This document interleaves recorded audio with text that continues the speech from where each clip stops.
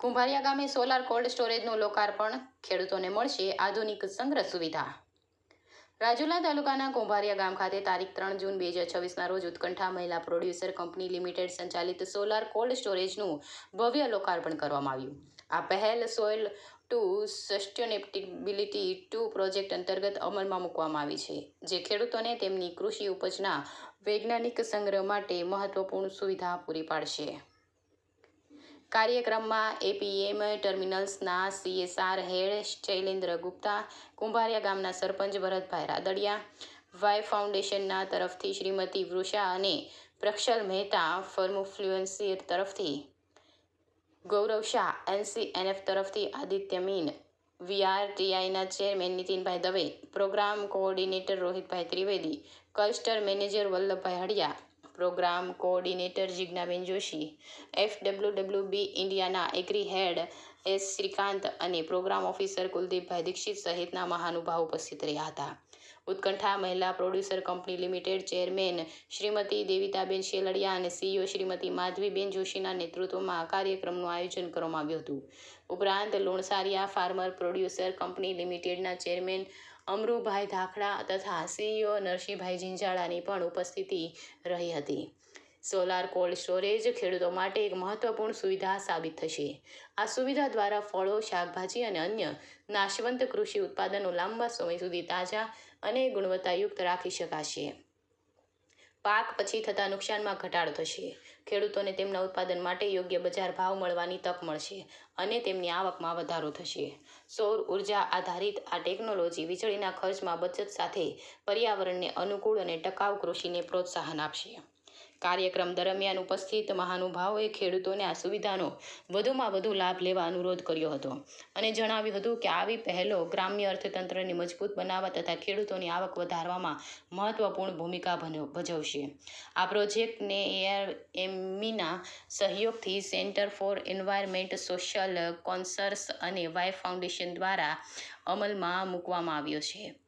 ફાર્મફ્લુઅન્સ technology partner તરીકે તથા national કોલિનેશન four natural farming જ્ઞાન સહયોગી તરીકે જોડાયેલા છે, જ્યારે FWWB ઇન્ડિયા દ્વારા ઇન્ક્યુબેશન સપોર્ટ પૂરો પાડવામાં આવ્યો છે.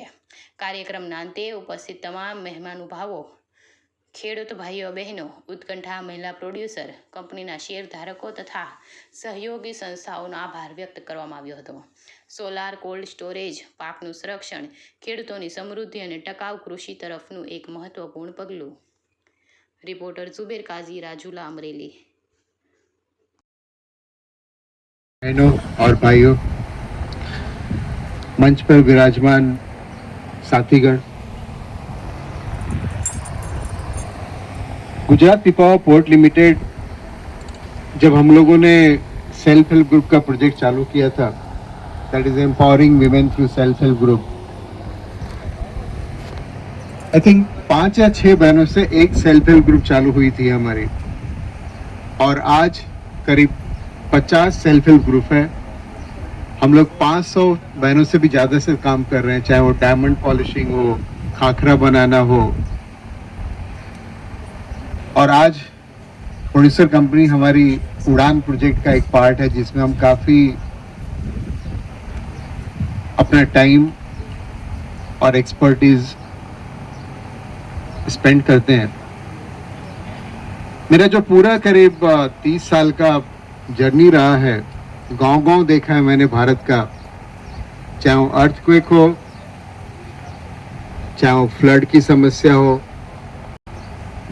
मेरी आप सबसे, गांव जनों से और सरपंच साहब बैठे हुए हैं, उनसे एक ही अनुरोध है. देखिए आज हो क्या रहा है, मैं थोड़ी कड़वी बातें भी करना चाहता हूँ कि कंपनियां जो CSR में खर्च करती हैं वो बहुत ही पसीने की कमाई से आता है, एक एक पैसा. अगर मैं ये जगह की बात करूं जहां पे हम सब खड़े हैं, रिलायंस ने हर गांव में कम्युनिटी सेंटर बनाए हैं, और जब मैं पहली बार यहाँ पे आया था तो ये पूरा community centre was in A shattered state. तो कभी भी लगता है कि कंपनियां अच्छी चीजें खड़ी करके दे देती हैं, लेकिन हम उसको अगर संभाल ना पाए तो मैंने सोचा कि एंड आई थिंक रोहित भाई से मैंने बताया कि गांव में क्या ऐसा नहीं हो सकता कि एक कम्युनिटी सेंटर बना के दिया है, कितनी अच्छी फैसिलिटी है, गांव के लोग 5-5 रुपए इकट्ठा करें और जो बुजुर्ग पान के गले पे खड़े रहते हैं वो वहाँ पे नहीं खड़े रह करके वहाँ पे एक अच्छी लाइब्रेरी हो, गांव के बच्चों को बुला के स्टोरी टेलिंग करें, पढ़ाएं, लेकिन वो नहीं हुआ। तो फिर अच्छा हुआ कि प्रोड्यूसर कंपनी ने एक्वायर किया और इसको जीता जागता किया, उसके लिए आपको बहुत ही धन्यवाद। मेरी आप सबसे एक ही प्रार्थना है, क्योंकि CSR का एक एक पैसा कोई भी कंपनी बहुत सारी सहकार के साथ जो भी आप तक पहुंचता है वो बहुत ही मेहनत की कमाई है। लोग दिन रात मेहनत करते हैं अपनी फैमिली को छोड़ करके, चाहे वो बरसात हो, चाहे वो विंटर हो, चाहे वो दिन हो, चाहे वो रात हो, चाहे वो बच्चों की शादी हो, बच्चों का बर्थडे हो, वो सब छोड़ करके मेहनत करते हैं और वो मेहनत से जो थोड़ी सी प्रॉफिट होती है उसका एक भाग हम आपके लिए काम करते हैं। और आजकल मैं खुले दिल से बात करता हूँ, CSR से में अगर PSR भी आएगा, public social personal social responsibility, तो बोलते ना सोने पे सुहागा, आइसिंग ऑन द केक। जैसे आप दाल बनाते हैं ना तो उस पे वो एक धनिया डालते हैं ताकि वो अच्छा दिखे, उसी तरह जब तक पर्सनल सोशल रिस्पॉन्सिबिलिटी नहीं आएगा CSR में दी हुई चीजें बेकार हो जाती है। और मैंने देखा है, और फिर बहुत दर्द होता है, बहुत दर्द होता है। तो आप सबसे एक ही रिक्वेस्ट है, जो भी फैसिलिटी गांव में आती है उसको हम सब खड़े होकर के, मान लीजिए कल को इसके मेंटेनेंस के लिए जरूरत पड़े तो हम बोले हम गांव वाले सब 100-100 रुपए देंगे। और जब तक वो भावना नहीं आएगी डेवलपमेंट नहीं हो सकता, सस्टेनेबल डेवलपमेंट नहीं हो सकता। सो आज के दिन मैं आप सबको बहुत सारी शुभकामनाएं देता हूं। आप सब बहनें जो सेल्फ हेल्प ग्रुप से जुड़ी हुई है, जिसको Gujarat Pipavav port limited support कर रहा है, प्रमोट कर रहा है, आप अच्छा काम कर रहे हैं। हमारा राजूला में बहुत ही अच्छा एक सेल्स काउंटर है, लेकिन एक चीज, एक कदम आगे बढ़ के पर्सनल सोशल रिस्पॉन्सिबिलिटी कि हम सबको 5 रुपये ऐसे ही, 10 रुपये ऐसे ही, गांव में एक बच्चा, गरीब बच्चा, उसका फीस नहीं हो पा रहा है, हम सब 5-5 रुपए देंगे, 10-10 रुपए देंगे, आप देखेंगे आपका गांव एक स्मार्ट गांव बनेगा, एक मॉडल गांव बनेगा। सो आइए हम सब ये सोचना बंद करें कि समाज हमारे लिए क्या कर रहा है, राष्ट्र हमारे लिए क्या कर रहा है, कंपनी हमारे लिए क्या कर रही है। हम थोड़ा टर्न अराउंड करें ये सोच के कि हम बार बार ये पूछें मैं समाज के लिए क्या कर रहा हूँ। धन्यवाद, थैंक यू।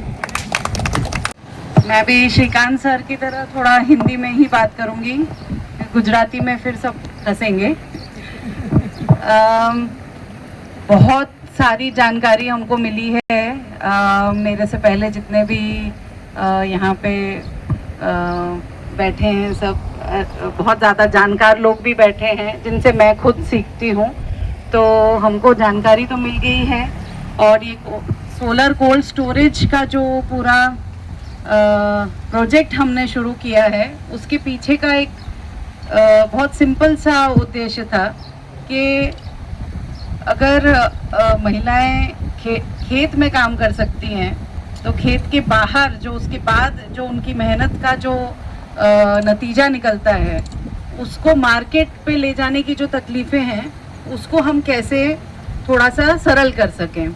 और ये प्रोसेस जो था सिलेक्ट करने का, वो हमने इस तरीके से किया था कि जहाँ पे ये काम, जहाँ खेती होती है और खेती के नुकसान ज़्यादा हो रहे हैं, और वहाँ पे ये पूरा एप्लीकेशन प्रोसेस हमने डिज़ाइन किया था, जहाँ अलग अलग संस्थाओं ने अप्लाई किया, और जिस संस्था ने सबसे ज़्यादा अपना क्या कहते हैं उद्देश्य को अच्छी तरीके से रखा गया कि हाँ हम इसको इस तरीके से यूज़ कर पाएंगे जिसमें सबसे ज़्यादा कम्युनिटी के लोग, खेडूत महिलाएं सब उसमें भागीदारी हो सके और ज़्यादा फ़ायदा ले सकें, हमने वैसी संस्थाओं को फाइनल किया।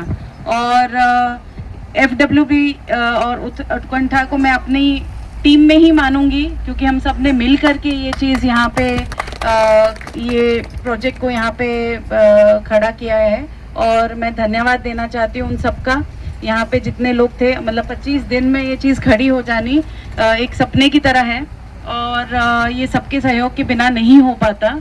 तो गांव वाले, पंचायत के सारे मेंबर्स और जितनी भी संस्थाएं यहाँ पे, उनका मैं बहुत बहुत आभार मानती हूँ। और एक छोटी सी चीज़ थी जो आदित्य ने भी कही कि प्राकृतिक खेती, जहाँ पे सारी कॉन्वर्सेशन, सारी जो बातें हुई उसमें प्राकृतिक खेती के बारे में बहुत ज़्यादा बात नहीं हो पाई। लेकिन अब जब ये कोल्ड स्टोरेज खड़ा हुआ है तो उसकी वजह से जो अगर लोग ज़्यादा खेती करने की उस पर अगर हम ध्यान देंगे तो उसमें प्राकृतिक खेती को महत्व दे करके आपके जो प्रोडक्ट्स हैं, जो यहाँ पे अपना कोठिम्बा नहीं, मैडम ने मुझे बताया था कि यहाँ पे बहुत सारे प्रोडक्ट्स हैं कि हर घर में महिलाएं कुछ ना कुछ बनाती हैं जिसको हम बेचते हैं। और आप तो ऑनलाइन अब जाने की बात कर रहे हैं।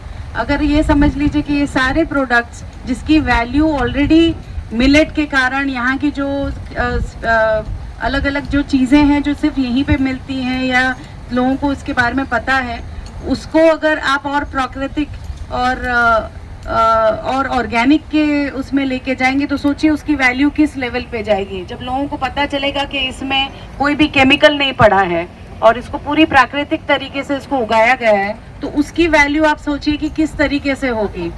हम पता है कि हमको शहरों में ये सब लोग इसी चीज़ को ढूंढते हैं कि कहाँ पे केमिकल के बिना वाला उगा हुआ चीज़ मिले, तो वो चीज़ पे ध्यान देना यहाँ पे बहुत ज़रूरी है। और ये जो प्रोग्राम, हमारा जो प्रोजेक्ट है वो पिछले 2 साल से चल रहा है। जो पिछले साल था शायद से आपका गांव या यहाँ के मेंबर्स नहीं उसमें इन्वॉल्व थे, पर उसमें हमने सॉइल टेस्टिंग किट्स दिया था। उसमें महिलाओं को हमने सॉइल टेस्टिंग किट्स देकर के ट्रेनिंग दी थी कि आपकी